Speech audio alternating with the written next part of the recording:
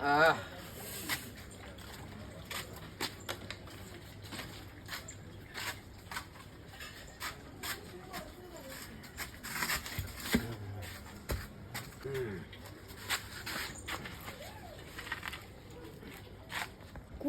তুমি আবার মদ খেয়ে এসেছো?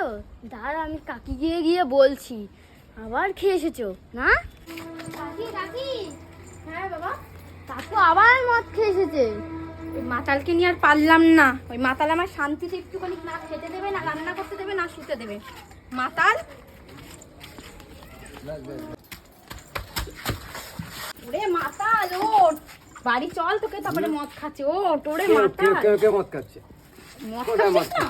চ ওঠ। ওরে বাবা রে, মাতালের চালায় চ।